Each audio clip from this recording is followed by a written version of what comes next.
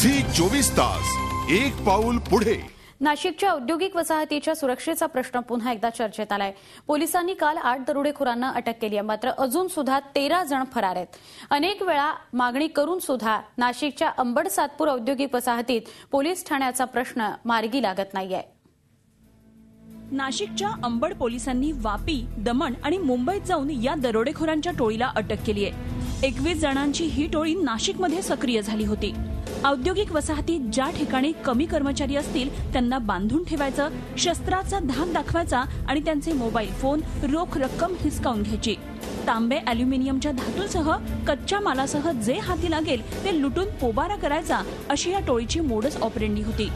गेल्या वर्षी जुलै महिन्यात वेल्डकॉम या कंपनीत दरोडा टाकल्याप्रकरणी पोलिसांनी या टोळीला अटक केली आहे, पण 13 पेक्षा जास्त जण अजूनही फरार आहेत। औद्योगिक जोर धरू लागली आहे।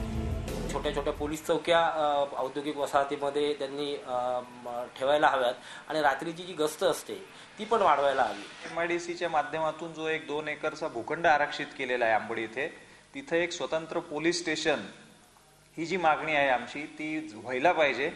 गेल्या अनेक वर्षांपासून सातपूर आणि अंबड औद्योगिक वसाहतीत चोऱ्या, लूटमार होतीये, म्हणूनच औद्योगिक वसाहतीत पोलीस स्टेशन सुरू करावं अशी उद्योजकांची मागणी आहे। त्यासाठी औद्योगिक वसाहतीत जागाही आरक्षित आहे।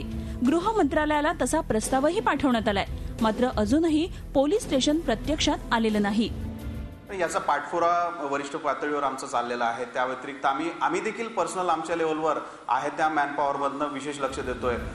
उर्वरित दरोडेखोरांची टोळी हाती लागेल असा विश्वास पोलीस व्यक्त करत असले तरी नागरिक, कामगार आणि उद्योजकांच्या मनातून पोलिसांवरचा विश्वास उडत चाललाय। तो कसा टिकवून ठेवणार आणि पोलीस स्टेशन तसंच पोलीस चौकींचा प्रश्न कधी मार्गी लावणार, हाच खरा प्रश्न आहे। झी 24 ताससाठी नाशिकहून मुकुल कुलकर्णीसह ब्युरो रिपोर्ट, मुंबई। झी 24 तास एक पाऊल पुढे।